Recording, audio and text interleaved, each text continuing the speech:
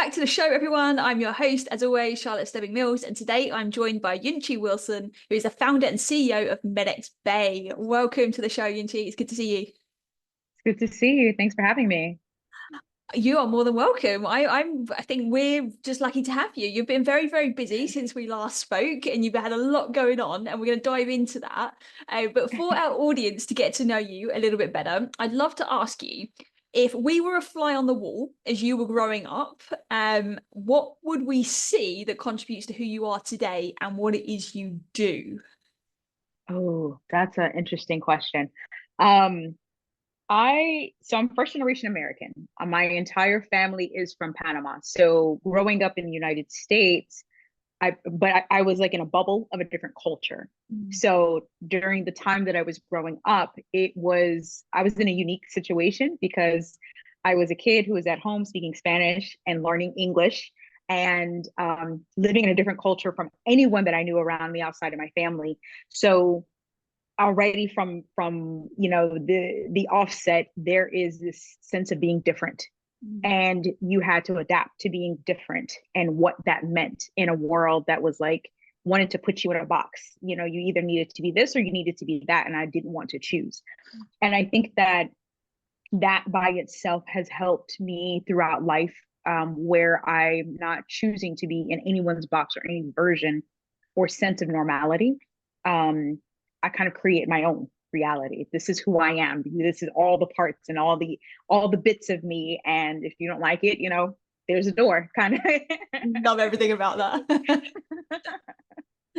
So yeah, I think that part definitely. And then just being I think just being a woman in any part of the world, when you decide you're gonna do something different, you're gonna be in business, you're gonna like go outside of the norm, you have to have a very strong sense of resilience, because there's a lot that comes at you that says that you should, comply, you should, give up, or you're too tired. And despite all of those things, I kept going and I'm here. So Absolutely, you are. And you're not just here. I mean, you're here. Like you're really up to something, right? And I love what you said about like creating your own reality. And you got the world telling you that you're different, you're unique.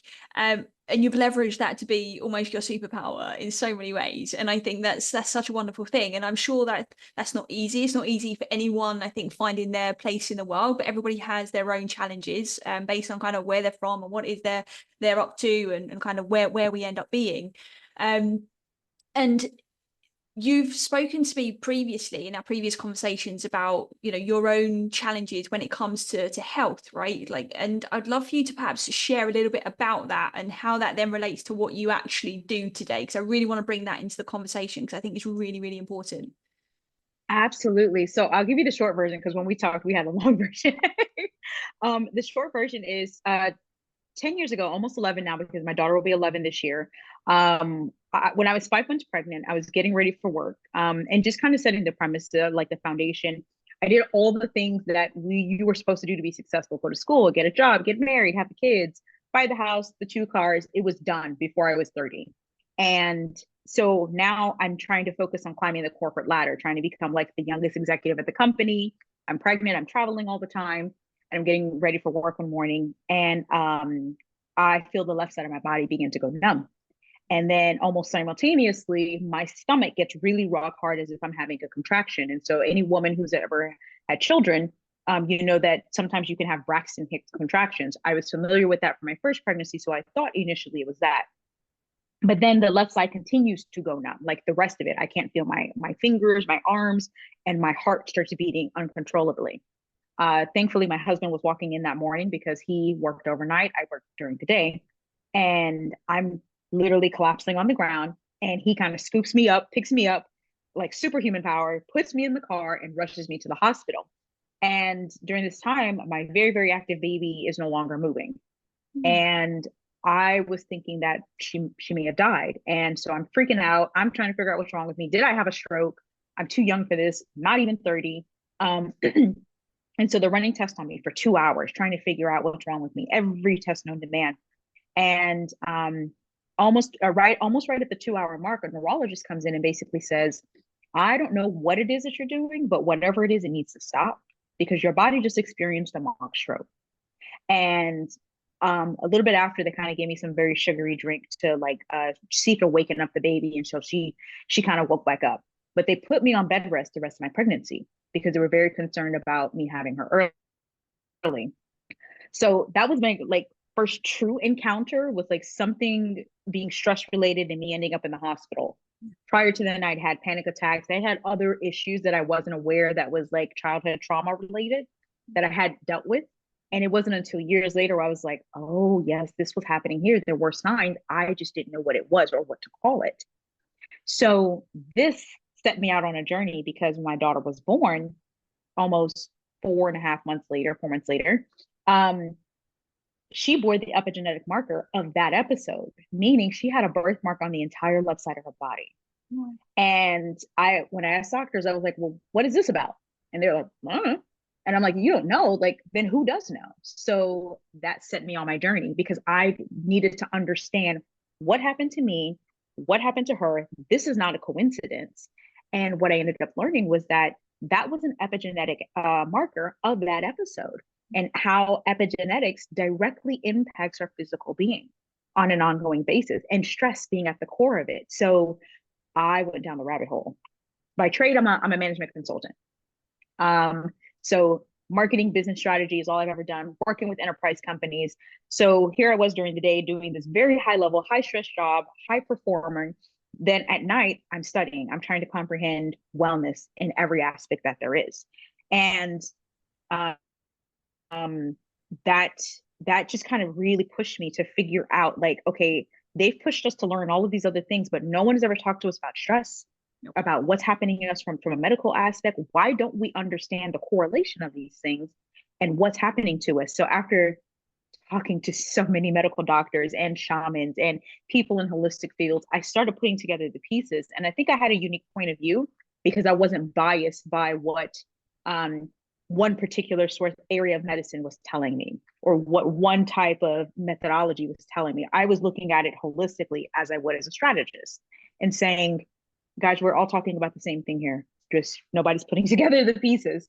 So what I'm doing today has really been all kind of part of this 10 to 11 year journey.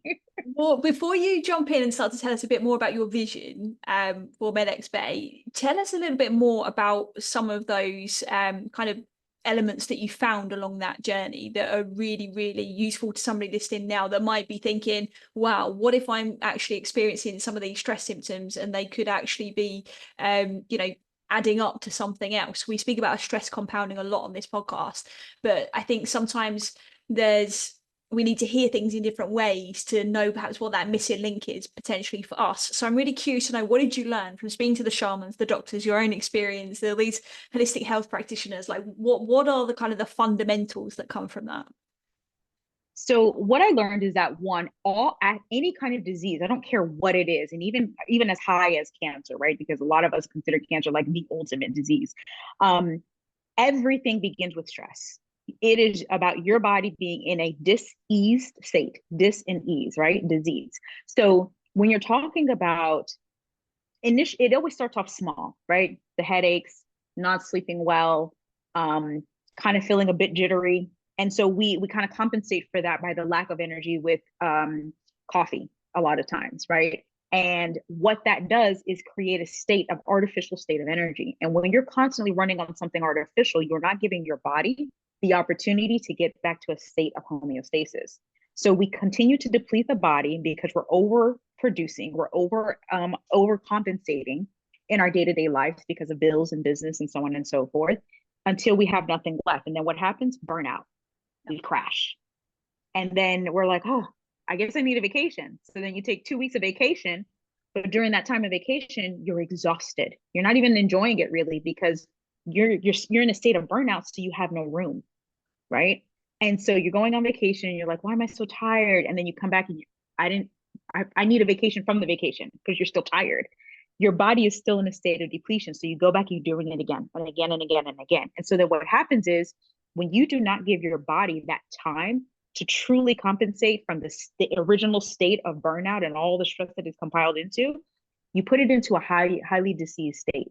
So you compensate with medication and you compensate with other little things to help you keep going instead of stopping, stopping and allowing yourself to heal. So for me, one of the key issues that I had is that when we left the United States in 2018 and we went to Thailand, I was having huge issues, horrible issues with my cycle. I was having a 10 to 12 day cycle.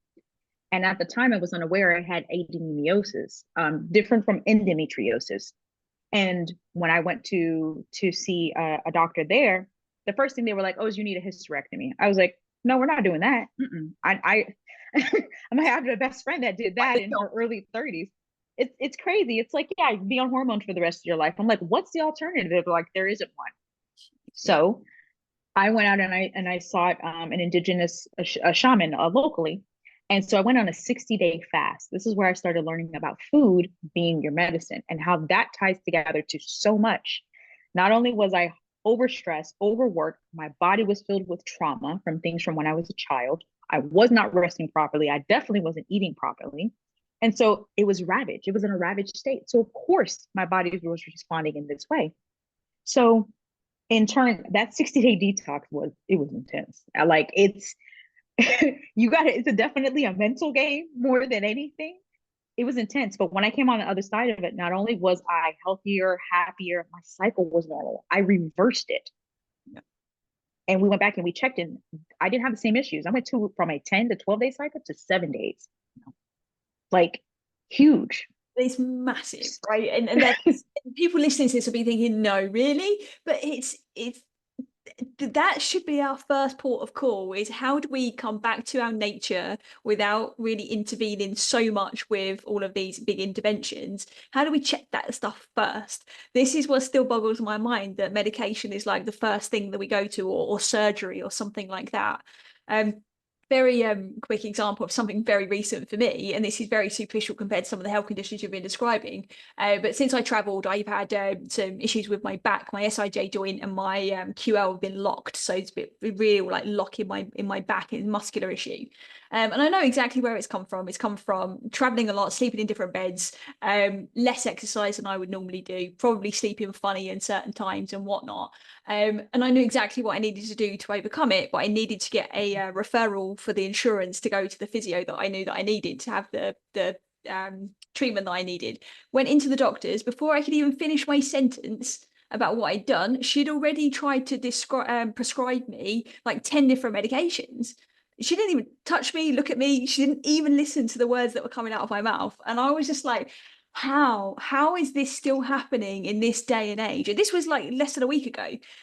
This is why it's so fresh in my mind. And it frustrates me, because I'm somebody that I am quite attuned to my body. I've got experience in this area. I've got an idea. I'm not a health professional per se. I'm not a doctor, but I'm very aware of what other options there are. But if somebody is in that same scenario and just listens blindly to what that doctor had said or the way they were treated, and they can't advocate for their own health and well-being, like that worries me, and it really stresses me out to even think about it, because I'm like, because it can be so different, right?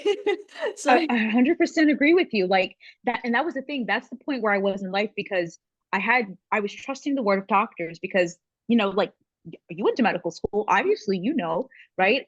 I was not my own health advocate because I was not properly educated. I had to go out and seek this information and read books and hear from other people and start being attuned to my body to figure out what really works for me, because what works for one woman may not work for another. All of our environments are different. And now finally, medicine and studies are coming out about so many other factors that were not taken into account when you're looking at the overall condition of a woman, in particular, because with men's physiology and women's physiology is totally different. And it astounded me when I started studying this and realizing that it wasn't until the early 2000s when they started actually using female mice physiology to start testing stuff. The entire medicine complex has been based on the male physiology. We've been one big ass experiment. Yep. And that was like, you got to be kidding me, right? But it explains why so much has been wrong, why so much we have been like getting so much stuff wrong, because we just didn't know. yeah. And it's people like yourself, there's people like us that are doing this podcast, and the holistic health professionals that are looking at it from different perspectives, doing the research and understanding these nuances and the differences, that are really starting to take charge now and make a difference. And it's only through experiences like yourself that often we end up going down the rabbit hole, but not everybody will do that. So tell us what happened next. So you're in Thailand, you've done your detox, you've reversed your cycle, so that's now back into a natural rhythm. Like, what happened next for you in terms of like some of those core principles that you continue to learn about? So one of the biggest things that I continued to implement was realizing that I had to still heal from a lot of childhood trauma. Mhm. And it's easy to be like, "Yay, went on a detox," but there's the maintenance of it afterwards, right? Because we ended up leaving Thailand, and then going over to Mexico, and very different environment, very different frequency. Food is totally different, a little bit more toxic in some areas because of what they put into it. So much of that dynamic changes, and you have to develop good habits. So given that I had certain habits that were one way for like over a decade, you don't change that in 60 days. You need more time, right? So there was a lot of experimental things I kind of had to go through, but some of the core things that kind of kept me in check was meditating frequently. If I felt myself like, getting overly stressed out, or like not feeling grounded, meditation is huge for me. Coupled with starting to just really be attuned with my body. Like, what does it feel like when it's dehydrated? What does it feel like when I eat something that isn't really that good? Like, gluten doesn't really agree with me. So once I started eating sourdough bread, for example, my body likes it. But because sourdough bread is made in a very different way than breads that have gluten, heavy gluten in it, like white bread. So it was those little things, having to pay attention and not ignore the little signs, right? Am I more bloated after eating a certain meal? After doing, so much work without taking a break, how does my body feel? All of those things contribute towards longevity, which I know is like a big buzzword right now. Everyone's like, "Oh, longevity," and it's like, let's talk about quality. Right, let's talk about the quality in between to get to the longevity. It's not just the longevity part. So those are some of the key things that I continue to do, and it's a journey. I'm not done learning. There's still, as we age, my body is still changing, right? I've had 2 kids. I'm about to be 40. This is a whole nother Yunche than who I was, 5, 6 years ago. What does this new version like? How do I get to be that healthier, better version of me? So it's a constant learning experience. That's such a beautiful mindset that you have, that it is just it is a journey, and there are these different chapters within the journey. And I think sometimes that can be where we go wrong when it comes to the mindset piece. It's almost like, okay, well, I'm having this problem, I need to fix it, right? Or I need to find a solution, and almost as if Yeah. that's the end point. And the reality is, like, you may well get to the some kind of solution for that time and for what you're experiencing, but there'll be something else, because nothing well-being is Yes. static. It's a constant motion, isn't it? And we have to go with those motions, with awareness, with education, with that self-attunement and the ability to then advocate moving forward. So tell us more about MedxBay and what the vision is for that. So MedxBay is a culmination of everything that I've learned over the last decade, and realizing that while one thing works for me, it may not work for someone else. And there was always a little bit of discourse, I would say, between kind of the camps of holistic versus conventional.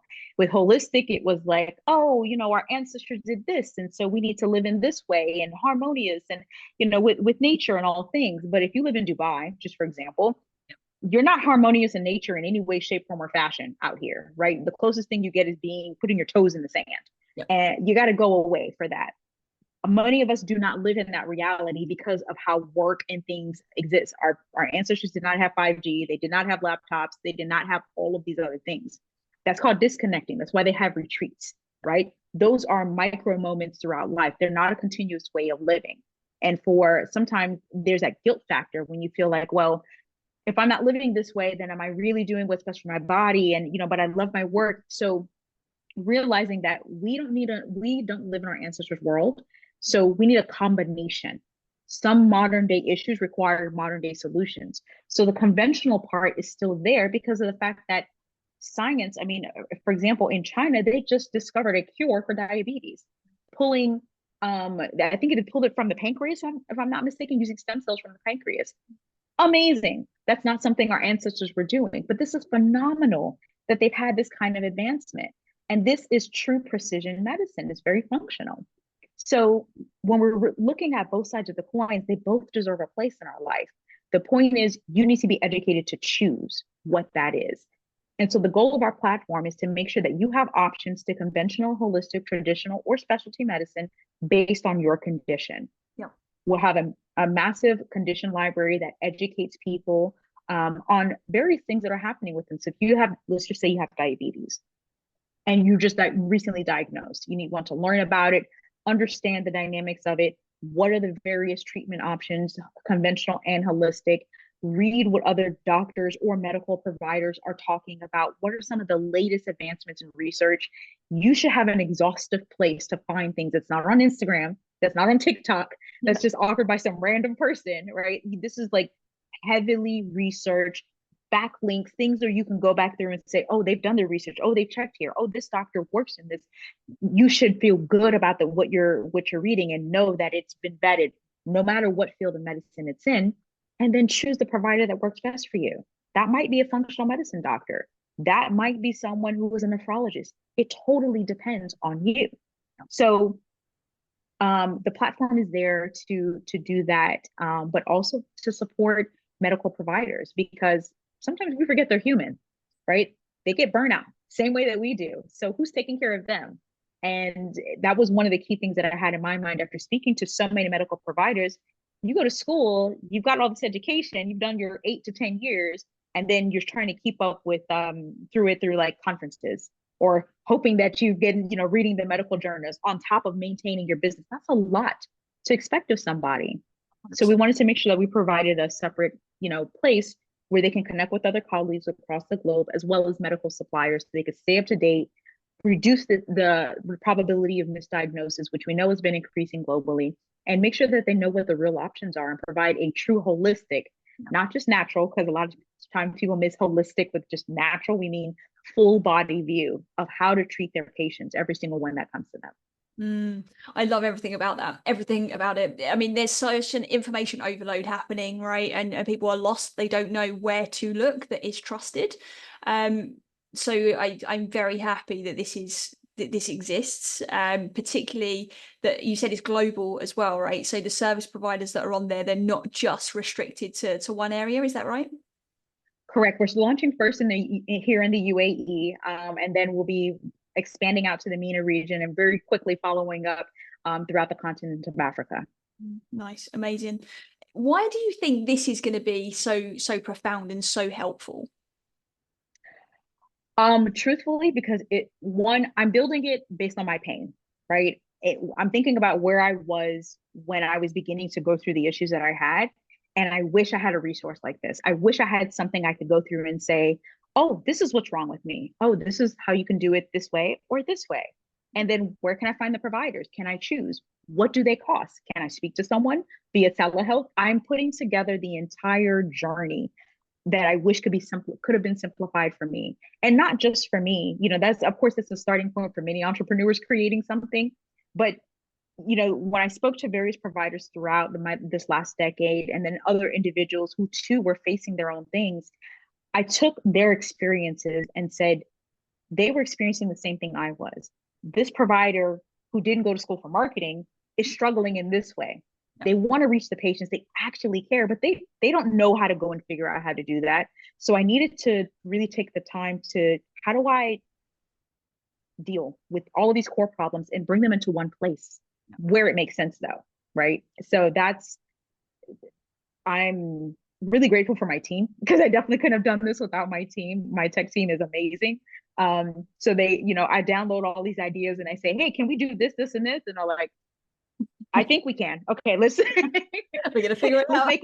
We're gonna figure out how to do it. So it's definitely been a journey, but I mean it doesn't finish there, because now, when we're talking about medical suppliers, they've got other issues that we've got to include in the platform. How do we do this in a way that it doesn't feel like it's overwhelming and still honors the journey that each of these unique people have?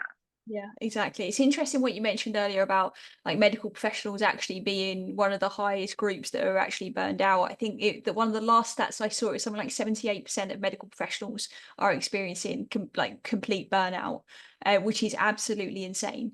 And so like the It is. lady that I described that I saw earlier this week, like to me, I just felt like she didn't listen, she didn't care. But actually, I got no idea what else was going on in her world. And should she be Right. bringing it to work? I don't think she should, but she should also have the support and the space where if she's not able to show up in a certain way, then she shouldn't. She should have that support and not feel like she has to. And I would like to think that that was just in that scenario that and that doesn't happen all the time because I'm sure it doesn't. But I think paying attention to the needs of providers and the needs of individuals is necessary. Does somebody have to already have a confirmed diagnosis before they can find your platform useful? No, that's the thing. So for patients, people who are coming on our platform to find providers, and patients are free to sign up on the platform. The goal is that we want as many people to join and to begin learning and sharing information with others as much as possible. We aim to make patients their own health advocates. And the only way that we can do that is giving the power to you as the individual. So there is nothing, you don't need pre-authorizations to be here. You don't have to say, oh, can you say that? No, you sign up. This is your health, your responsibility. And we just want to make sure that we're helping to facilitate that. Mm. I love that. And is that like the goal to create more health advocates? Like what the actual vision itself, like if you got like the glitzy statement for MedxBay, I'm curious to know what it is. It honestly, that is very much it. When I was talking to some of our initial, we have some providers that will be working with us as brand ambassadors. They love the concept of being able to empower patients to be educated because it's so frustrating for them to put in the work for ones that really care and say this should be your health plan, like this is what you should do, and then they don't follow up and do it, and then they come back to the doctor broken and say fix me. Like that is an exhausting process for them. They want their patients to be responsible, to take the advice and actually implement it. And the only way that you can get better or wellness becomes an active part is when you are implementing that care. Knowledge isn't power, now applied knowledge is. And so the goal is to make sure that people are actually applying the knowledge that they get and making themselves, it's your health, right? It's your body, it's your responsibility regardless. So we just want to make sure that we're facilitating that with the people who actually care, and we're enabling that health to have a full cycle. Nice. So if someone's listening to this and if they've got some symptoms, can they just immediately come and log onto the platform and be able to kind of look up those symptoms and then start to just understand what that could be and then just start to pull on that thread and see where that leads them? So in the initial iteration of our platform, you'll be able to find providers by specialty or condition. So you'll be able to be a drop-down search. What we're working on before the end of the year is an AI that will essentially kind of be like your assistant. Yep. So you'll be able to type in the symptoms that you're having. If you can't articulate what the scientific term is, you may not even really know what's wrong with you. But essentially, the AI will work to identify a set of potential issues with you. And then you can go ahead and click to see which one it is. It will either guide you to learn more in our condition library. If nothing fits that, it'll try to guide you to a specific provider. And of course, if it's an emergency, it's going to say dial, whatever number for whatever respective country that you're in.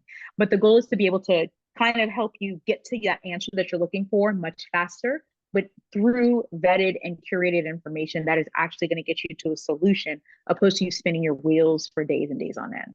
Exactly, right. Googling it, like, and it comes up Right. like the third thing on the list is die, like and then they end up with this anxiety that you didn't even go in there with, right? And it's so common. We laugh about it, but it is common. We've all done it. I mean, I've Googled things before. I think everybody's Me done. too.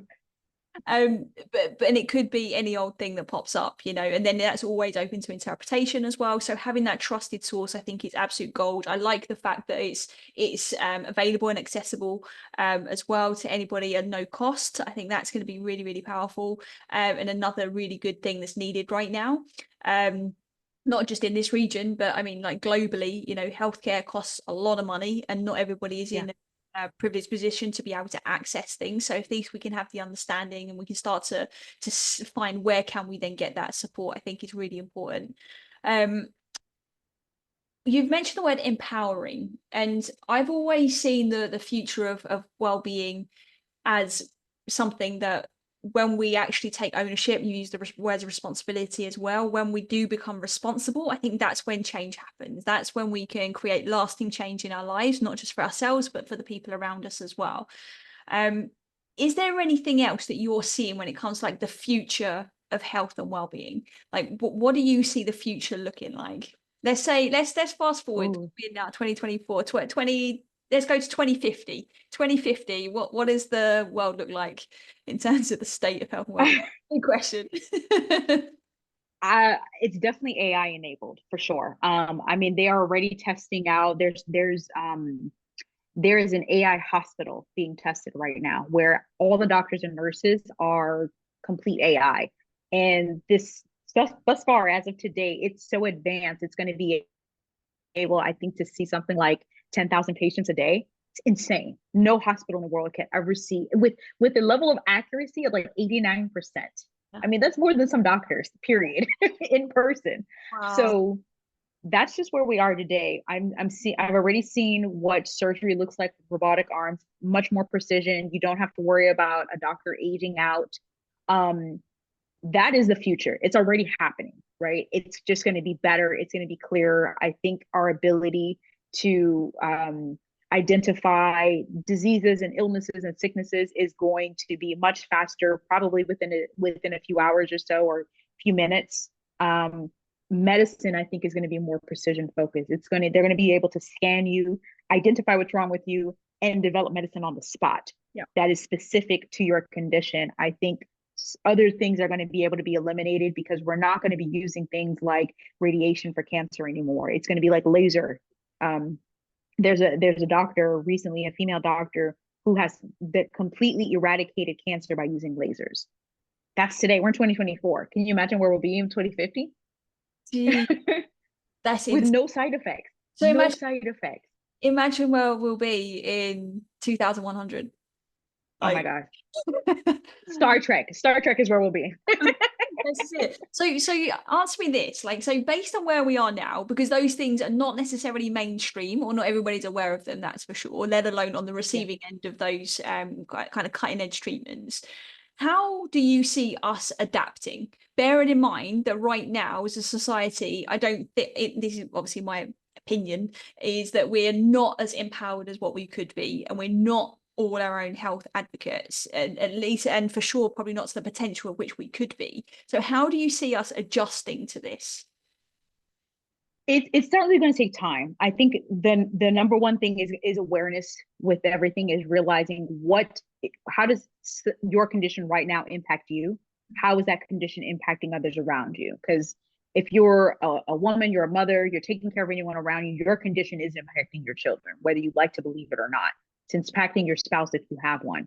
So typically what we've seen and what I've seen throughout my travels is that women are the strongest health advocates. We are the ones who go and change the community. We're the ones taking a look at our husband and saying, hey, you need to eat some vegetables. Have you taken your vitamins today? Because he's not doing it without us, right? So that sense of awareness has to start with someone. And typically we are really the great voices for it, which is why I'm so passionate about empowering women. And then throughout that, also empowering teens, because for many of us, we're learning this post something happening, not prior to. So I've been teaching my daughters, for example, about why health and wellness, proactive care, preventative care, all of these things are so essential. So, it's why we've partnered with Teenovation, and we just are doing a partnership with the school, because we believe that awareness needs to start earlier. So the more that we're aware, the more education we have, the more that we can kind of have discernment for what's coming in the future. And we will feel like we have that sense of ownership, because a lot of times what's happening now is we give that power away. Whether it's through conventional or it's someone who calls themselves a healer, no one can heal you unless you give them permission to. You have to choose to do the activities that heal your body. And that healing depends on, what do you consider healed, right? Like, Doctors don't go to school to heal anything. That's why it's called treatment. And when you're talking about the holistic side, someone can say, oh, I'm a healer, but if you're not ready to be in that state of mind, if you're not ready to apply those things, you're never going to heal. So they're only a facilitator. And MedxBay aims to just be that sense. We know what we are. We are a facilitator. We cannot give you healing. We can only provide the avenues so that you can heal yourself. And so that all starts with awareness and education. Is there anything like MedxBay that already exists? So there are platforms that are kind of similar. There's some in the United States that kind of provide like condition libraries, and they rate hospitals and they rate doctors. But we noticed that there was kind of some silos. Like there was one platform that did this, and another platform that had a forum, and another platform that did this. And I'm like, well, why aren't all of these things together? This is completely essential toward the patient journey as well as the provider journey. Yep. So we said, let's take the best of all of these things that have already worked, already have a proven use case. Let's put them together and let's start, moving forward. Yeah, definitely. And that issue of everything, understanding that everything doesn't work in silos is necessary. And if we we've said this in previous episodes on the podcast, you go to a doctor because there's something wrong with your gut, and actually they need to be looking somewhere else as well. It can't just be you go to that specialist, that specialist, that specialist. We have to start to see how the right hand is speaking to the left hand, right? And that doesn't happen if we just focus in one place. So the skeptic in me, is thinking, how do you maintain the integrity of a platform like this? And I'm really playing devil's advocate here because I know some of our listeners are going to be thinking the same. It's like, yeah, at some point though, even if it's not already, it will end up being whoever pays the most, whatever providers pay the most to get on the platform to kind of share their stuff. That's what we'll then be able to see. So how do you walk that line of integrity, but that commercial sense of keeping your business like the where it actually needs to be able to fulfill the mission that you have? I'm very glad you asked that question, because when I was creating the business plan, I knew that I needed to figure out how do I keep the integrity while also making sure that it's scalable. A lot of times integrity and scalability do not go hand in hand, just like a lot of times sustainability does not equal strong profit growth, right? So in our particular case, what we did is that when a provider joins our platform, there's a flat fee. No one gets to pay more than another for better, like this is an Instagram. We're not doing algorithm-based foolishness. Like, it is what it is. If you as a provider, you need to provide good service for people to rate you. And that's just what it is. The ways that, unlike Google, where you can just go and just put any kind of review, you would have had to have confirmed an appointment with a provider on our platform. So choosing to book an appointment in person or choosing to do a telehealth appointment, then after that, you can leave a review. We wanted to make sure that there's verified, that those reviews are verified. Now, we're also aware in some countries, there's penalties that if you leave a bad review. We've been taking a look at that with legal. So we're making the reviews anonymous. For some people who would like to leave, because the fact is you need to be a better doctor. Like, if you suck, you suck. Like, and other patients should know that. Absolutely. Right? So no one should have to suffer just because you're trying to maintain, you're trying to be the best paid doctor. Be better. Like, people's health shouldn't have to suffer for that.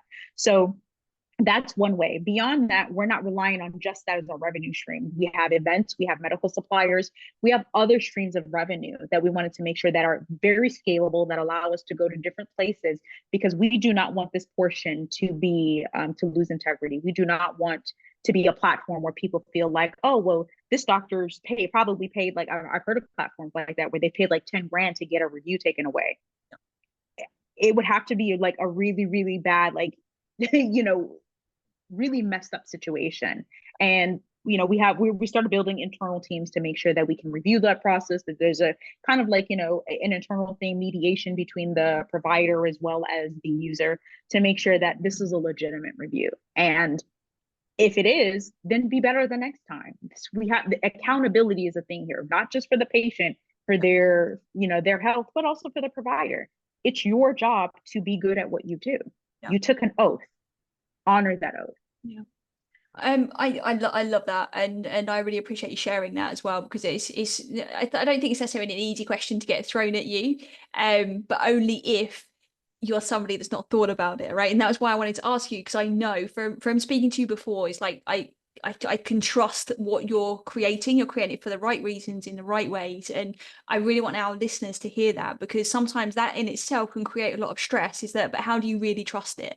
And if you're not going into something, anything, when it comes to your health, and you're not trusting in it, you already got one foot out.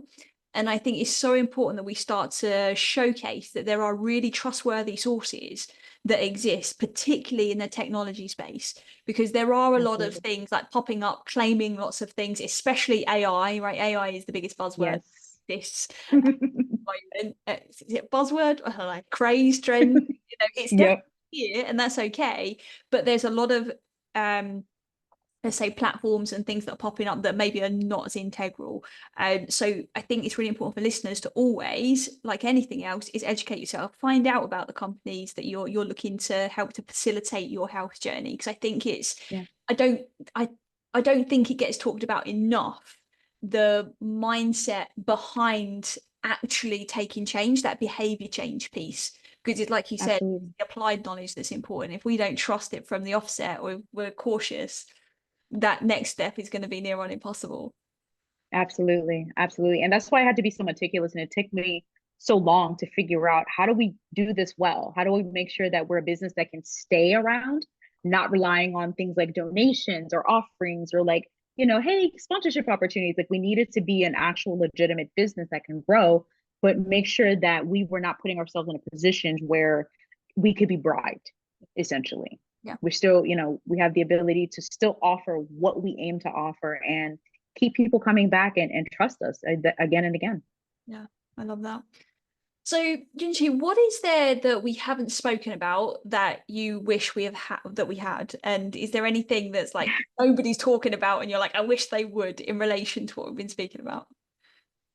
One thing I'm very passionate about, I did an event earlier this year with Dubai Healthcare City about women's health. And it's a very big topic now for the kingdom here in the UAE, to make sure that they're prioritizing women's health. There was a report that came out earlier this year, the McKinsey report, and it talked about how if we fill the disparity gap for women's health and the issues that directly impact them, not related to pregnancy, we would inject $1 trillion into the global economy. That's with the T. It's insane. Just by addressing our health, right? And every time I bring this report up to people who have never heard about it before, they're scratching their head like, why isn't this a priority? I'm like, thank you.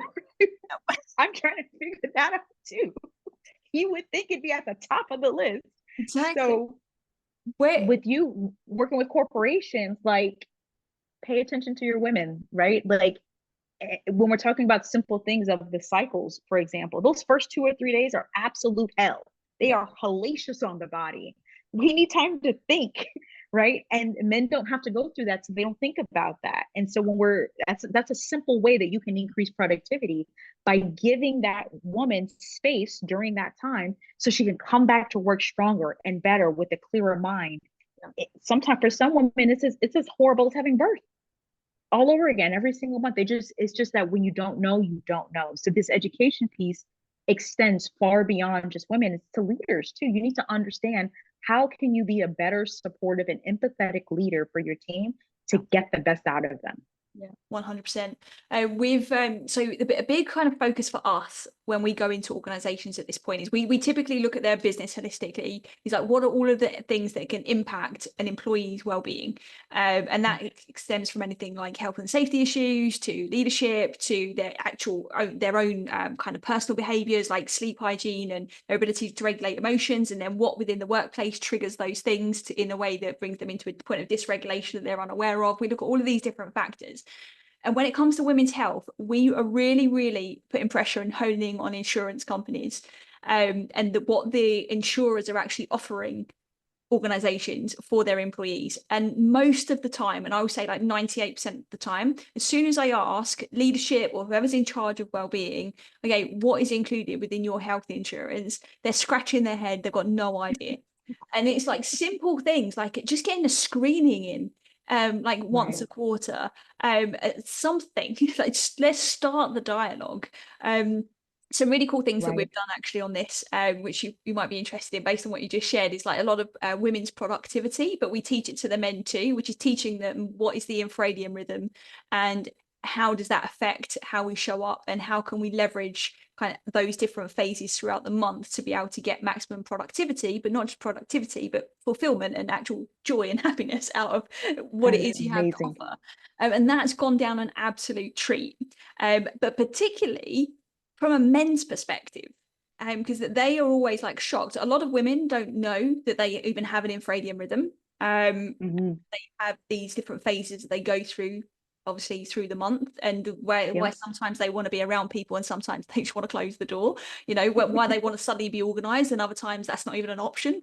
They're Right. not understanding these things about ourselves, but men definitely are not hearing this enough. And as soon as they Right. start to do that, what we're seeing is managers suddenly have a lot more like capacity and compassion and space to be able to actually facilitate what does this person need. They don't have to Absolutely. understand all the science of it, but they just need to understand the basics, that when somebody comes to you and says this is what I'm experiencing, that it's not alien to them. And Right. it's amazing what we're seeing with the just the morale as well. It's like women are feeling seen and heard, and Yeah. I think is extremely powerful in itself. So I love that you're so passionate, obviously, about women's health. Clearly, like it was obvious as to why throughout conversations. Um, but clearly, you're taking charge on this, right? And you're really trailblazing. You're creating something that's really genuine, and it's going to be really, really useful. So tell our listeners like when they can expect to be able to get access to it. Obviously, we'll make sure that once it's launched, everything, we've got all the right links in the show notes as well. But let our listeners know. Absolutely. So you can find us at www.medxbay.com. We have a landing page that's up now with a video reel that kind of showcases what the vision of MedxBay is. And so you can sign up to be notified. We'll be emailing you and a live link once it's there. We will officially be live in August for all users. We'll be having our soft launch with our team and internals just to make sure everything works and everything is really great and functional. And then you can find us on all socials at medxbay.com, medxbay as well. Amazing. Yunche, thank you so much for your time today. To our listeners and for myself as well, I mean, I'm definitely going to be on there. Make sure I'm on that list to see when it goes live. I'm very curious to find out more, and to also follow like your journey of what you do with this as well, because it's something I can really see shifting, the future and the well-being of a lot of people, not just in this region but globally as well. So congratulations on the soft launch Thank coming up, you. because that's no small feat. So, No, can only imagine what you've been going through with all of that. But thank you so much. thank you, Charlotte. I really appreciate it. If you enjoyed this episode and you haven't done so already, hit that subscribe button so you never miss an episode. Then share it with a friend who you think might benefit. Spread the word. That's how we're going to impact the world, by helping each other. We appreciate you so much, and as always, unconditional love and wellness to you.